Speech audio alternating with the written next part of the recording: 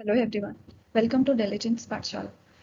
आज हम स्टार्ट करेंगे 11th क्लास का फर्स्ट चैप्टर, जिसका नाम है कॉन्स्टिट्यूशन व्हाई एंड हाउ। इसमें सबसे पहले हम समझेंगे कि कॉन्स्टिट्यूशन होता क्या है। तो इसमें हम समझेंगे सबसे पहले what do you mean by constitution. इसमें हमारे पास दो डेफिनेशन दी हुई है कॉन्स्टिट्यूशन की, जिनके थ्रू हम समझेंगे कॉन्स्टिट्यूशन होता क्या है। Constitution is defined as a set of written rules accepted by all the people living together in a country. Constitution कैसे डिफाइन किया गया है यहाँ पे? कॉन्स्टिट्यूशन एक सेट ऑफ रिटन रूल है, मतलब कि लिखे हुए रूल्स को तो एक सेट में बना दिया गया है, जिसको उस कंट्री के रहने वाले सारे लोगों ने एक्सेप्ट कर लिया है। It's determine the relationship between people and the government. ये गवर्नमेंट और लोगों के बीच के रिश्ते को डिटरमाइन करता है। ये एक डेफिनेशन है। इसको अब हम समराइज करके समझेंगे कि ये जो कॉन्स्टिट्यूशन होता है ये एक सेट ऑफ रिटन रूल्स है, मतलब इसमें बहुत सारे रूल्स को लिख के रखा जाता है जो अप्लाई होता है लोगों पे भी और गवर्नमेंट पे भी। और ये गवर्नमेंट और लोगों के रिश्ते को जोड़ के रखता है और उनके रिश्ते को डिटरमाइन करता है कि लोगों की क्या लायबिलिटी होगी और गवर्नमेंट की क्या लायबिलिटी होगी। इन सब चीज़ों के जो रूल्स और रेगुलेशन को रेगुलेट करता है वो होता है कॉन्स्टिट्यूशन।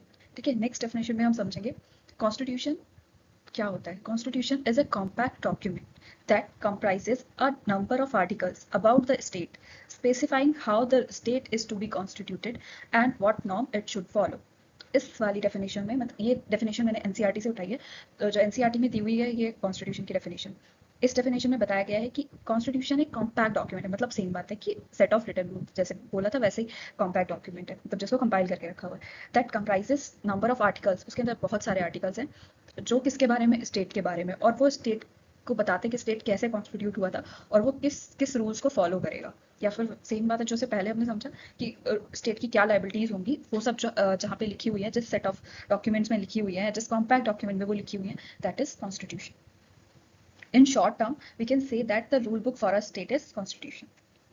ओके, आगे हम समझेंगे इस चैप्टर में क्या क्या है। देखो, इस चैप्टर को समझने के लिए इन 3 पॉइंट्स को हम समझेंगे। इन 3 पॉइंट्स के अंदर हम पूरा चैप्टर कवर कर लेंगे। तो फर्स्ट पॉइंट क्या है? Why do we need a constitution? हमें कॉन्स्टिट्यूशन की ज़रूरत क्यों है?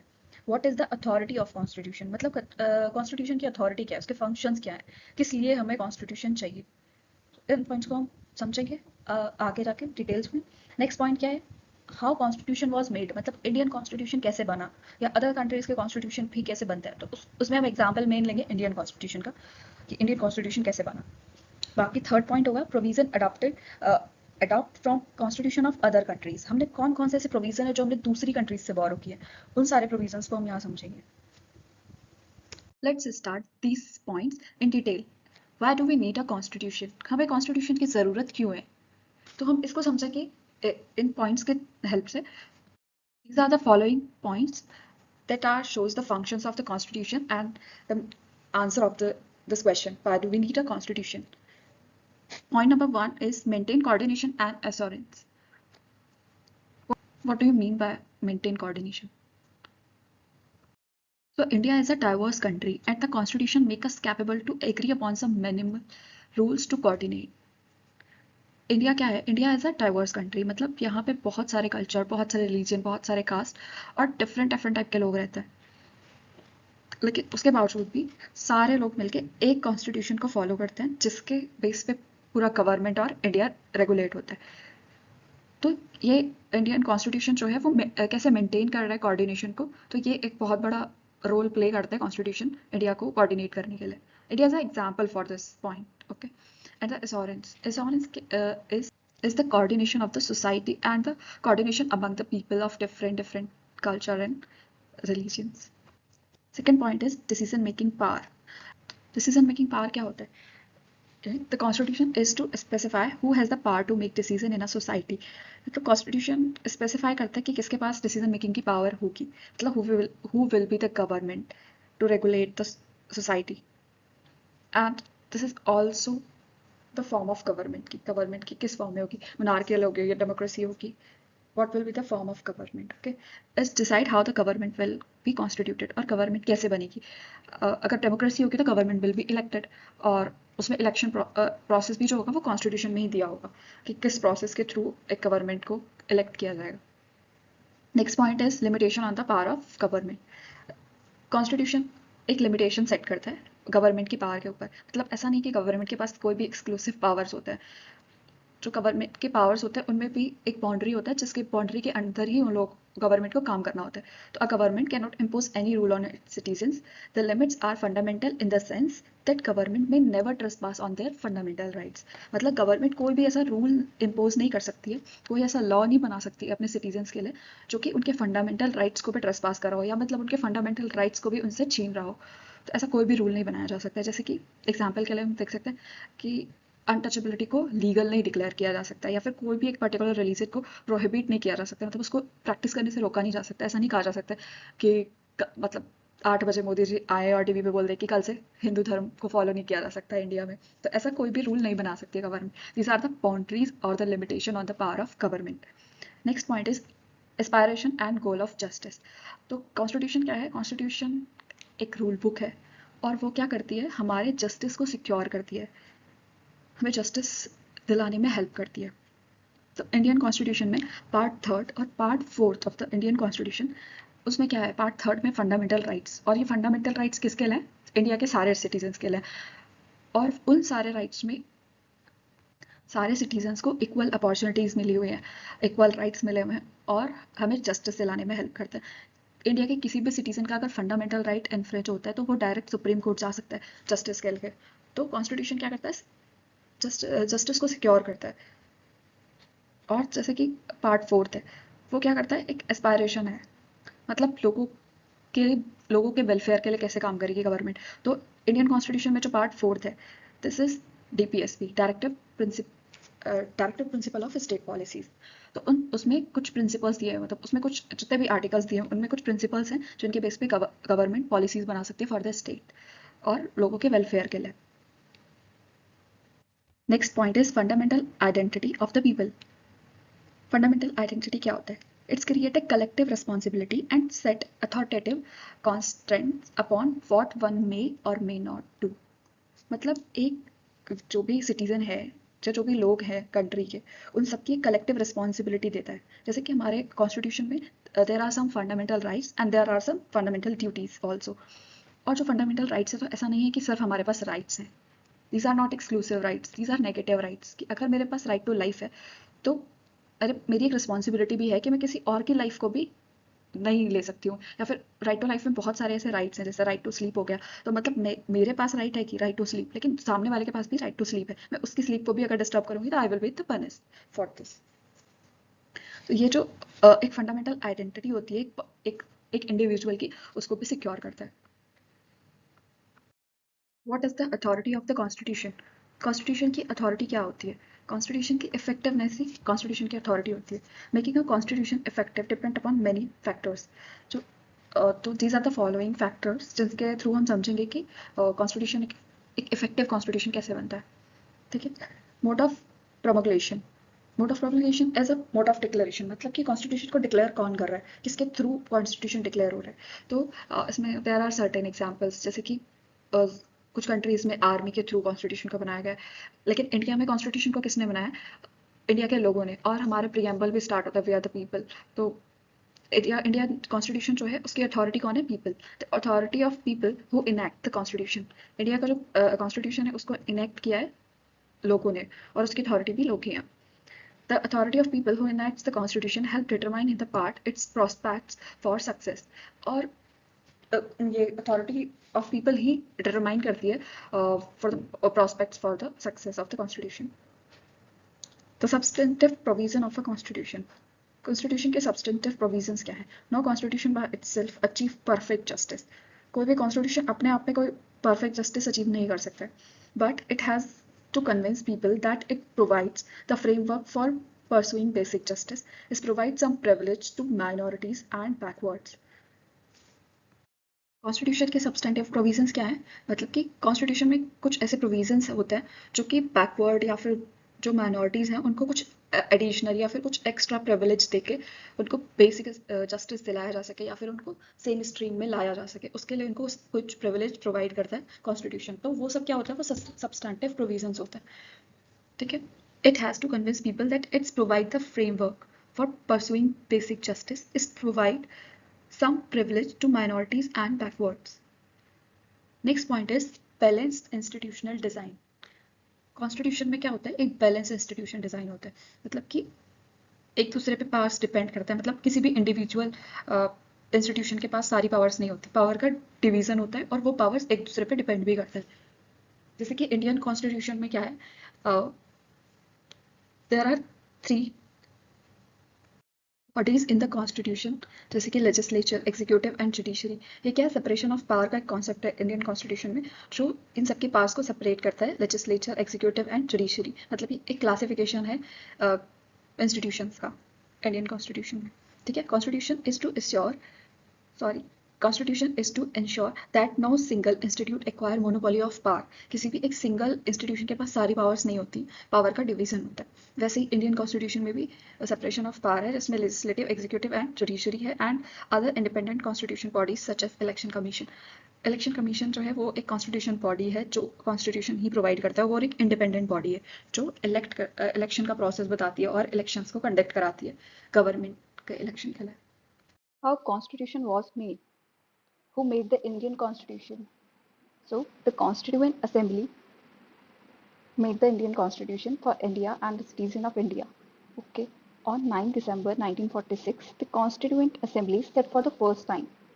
Constituent Assembly की first meeting कब हुई? 9 December 1946. In the span of 2 years, 11 months and 18 days, it completed the Indian Constitution. Indian Constitution को complete होने में कितना time लगा? 2 years, 11 months and 18 days. During this period, the Constituent Assembly had 11 sessions. तो total कितने session हुए to complete the Indian Constitution? 11 sessions. The Constituent Assembly was composed by the plan proposed by the committee of the British Cabinet, known as the Cabinet Mission Plan. तो जो constitution assembly है इसको British cabinet ने किस plan के through compose किया था? Cabinet mission plan. In this next paragraph, we will get to know that who who are the who were the representative in the Constituent Assembly. Hindus 94.6% dominated the assembly, and members from other major religions communities included Christian, Parsi, Sikh, and Muslim, represented by individuals like Frank Anthony, Mino Masani, G. Gurmukh Singh, and Maulana Abul Kalam Azad. On the gender front, ये सब तो ये सारे लोग हो गए किस किस अदर कम्युनिटीज़, किस किस अदर रिलीजन से जो लोग रिप्रेजेंट कर रहे थे, तो उनमें मेजर कुछ लोगों के नाम हैं, बाकी कम्युनिटीज़ का रिप्रेजेंटेशन दिखाया गया है इसमें। मेजरली जो था 94.6% हिंदूज ही रिप्रेजेंट कर रहे थे, लेकिन अदर कम्युनिटीज़ के लोगों का भी रिप्रेजेंटेशन था, जिसमें कुछ लोगों के नाम दिए हुए हैं। ऑन द जेंडर फ्रंट मतलब फीमेल्स मेल्स कितना का रिप्रेजेंटेशन था, तो उसके बारे में इसमें दिखाया था। Assembly was male dominated, assembly male dominated ही थी। Only 15 members were women, total members में सिर्फ 15 मेंबर्स वुमेन थे। Some of the key women assembly members included Hansa Mehta, Rajkumari Amrit Kaur and Dakshayani Velayudhan, whatever it is. Okay. In this next paragraph, 229 members of the assembly came from the 12 Indian provinces to the Constituent Assembly. The provinces the princely states were represented by 70 individuals. 6 members were from backward tribes. Close to 80% of members were elected on the Congress ticket, but there was great ideological diversity within the party. ऐसा नहीं था कि कांग्रेस में सारे लोग same ideology के थे, वहाँ पे भी आइडियोलॉजिकली डाइवर्सिटी थी. This can be said of the constituent assembly as a whole as well. इसमें मतलब ऐसा नहीं था कि सिर्फ किसी पर्टिकुलर आइडियोलॉजी या फिर पर्टिकुलर रिलीजन वगैरह को लेकर कुछ एक सेम साइड पे था. जो कॉन्स्टिट्यूएंट असेंबली थी वो एक सबको मिला के थी as a whole as well. K.T. Shah was a socialist and came from the left. Shyama Prasad Mukherjee, president of Hindu Mahasabha, was from the right. And so were Thakur Das, Bhargava and K.M. Munshi. They were liberals too. तो इसमें ऐसा नहीं था कि सिर्फ left के ही लोग थे, लेफ्ट आइडियोलॉजी के लोग थे या राइट आइडियोलॉजी के लोग थे, इसमें कुछ लिबरल्स भी थे. तो it was it has the diverse ideologies, not only the individual ideologies.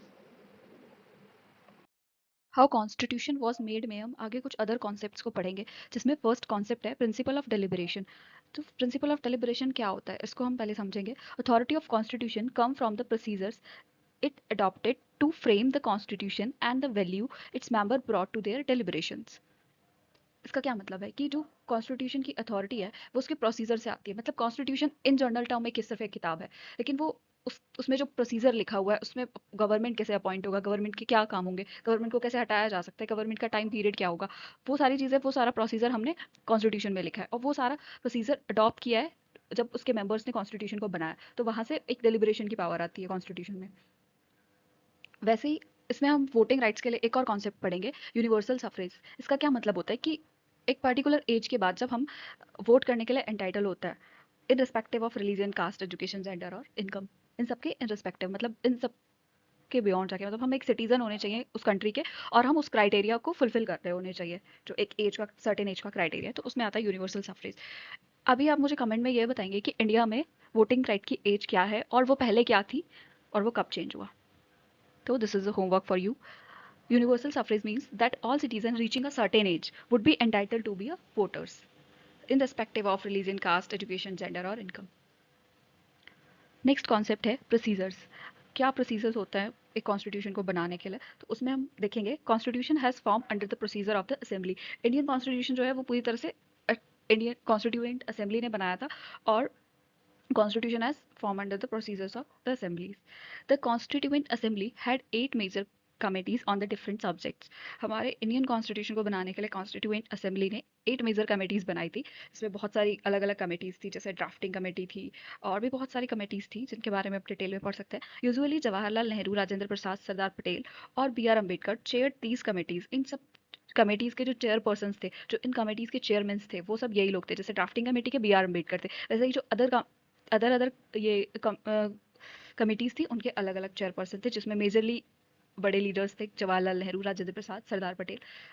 These committees to discuss and find out the conclusion upon the matters. ये पर्टिकुलर मैटर्स के लिए बनाए गए थे, जैसे फंडामेंटल राइट्स के लिए भी एक कमेटी बनाई गई थी, वैसे ही अलग अलग मैटर्स के लिए अलग अलग कमेटी बनाई गई थी।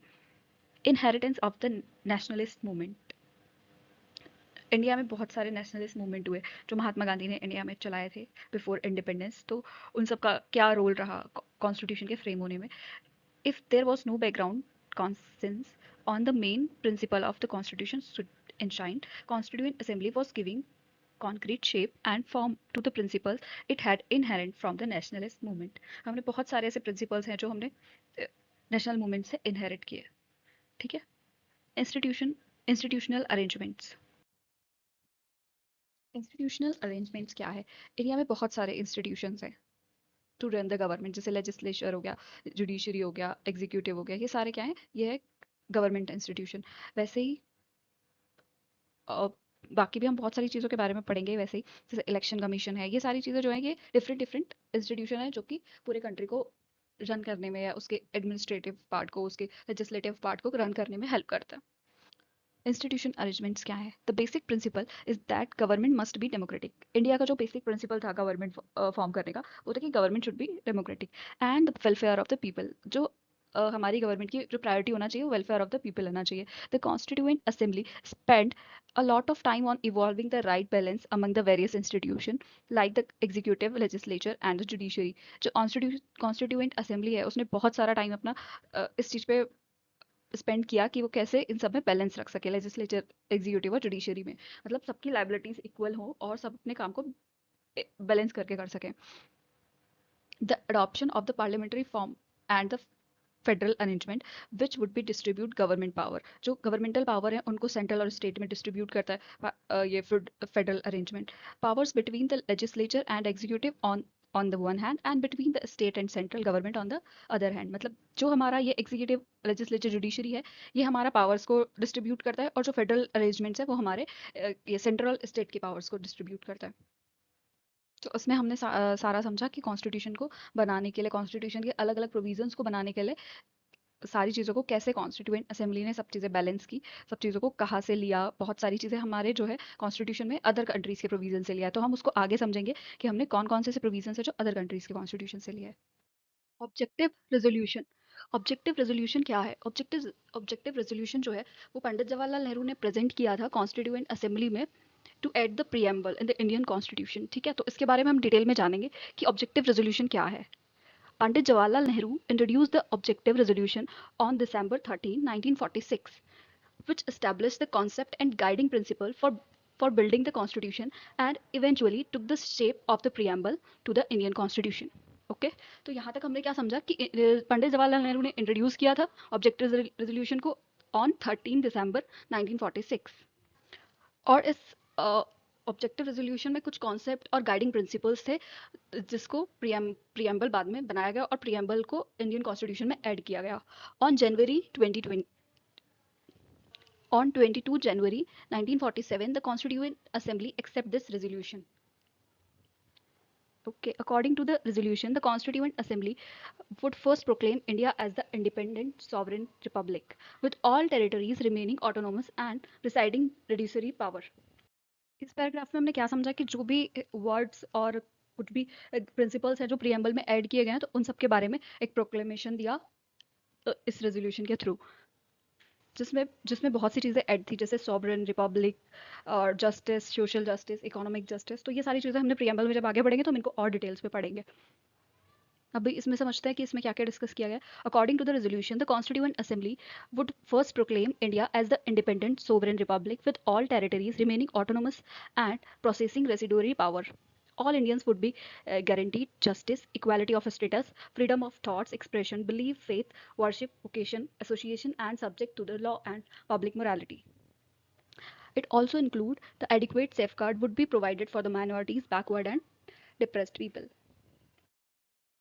इसमें हम देखेंगे कि हमने कौन कौन से ऐसे प्रोविजंस है जो हमने दूसरे कंट्रीज के कॉन्स्टिट्यूशन से बोरो किए provisions adapted from the constitution of other countries first है ब्रिटिश कॉन्स्टिट्यूशन से हमने कौन कौन से प्रोविजंस लिए ब्रिटिश कॉन्स्टिट्यूशन से हमने बहुत सारे प्रोविजंस लिए और जो हमारा main parliamentary form of government है वो भी हमने ब्रिटिश कॉन्स्टिट्यूशन से लिए the idea of the rule of law वो भी हमारा ब्रिटिश कॉन्स्टिट्यूशन से है इंस्टीट्यूशन ऑफ स्पीकर और स्पीकर का रोल क्या होगा मतलब जो भी हमारे लोकसभा और राज्यसभा के स्पीकर होते हैं वो हमने जो लिया है वो भी उसका रोल जो लिया है हमने वो भी ब्रिटिश कॉन्स्टिट्यूशन से लिया लॉ मेकिंग प्रोसीजर जो है हमारा वो भी ब्रिटिश कॉन्स्टिट्यूशन का है नेक्स्ट है यूनाइटेड स्टेट कॉन्स्टिट्यूशन से हमने क्या क्या लिया फंडामेंटल राइट्स हमने यूनाइटेड स्टेट से लिए तो उसमें है charter of fundamental rights power of judicial review and independence of the judiciary judiciary जो इंस्टीट्यूशन है वो इंडिपेंडेंट इंस्टीट्यूशन है इंडिया में भी हमारे इंडियन कॉन्स्टिट्यूशन के अकॉर्डिंग भी तो हमने ये जो प्रोविजन लिया है वो हमने यूनाइटेड स्टेट के कॉन्स्टिट्यूशन से लिया है नेक्स्ट है इरिस कॉन्स्टिट्यूशन से हमने लिया DPSP director principle of state policy French constitution से लिया है हमने principle of liberty equality and fraternity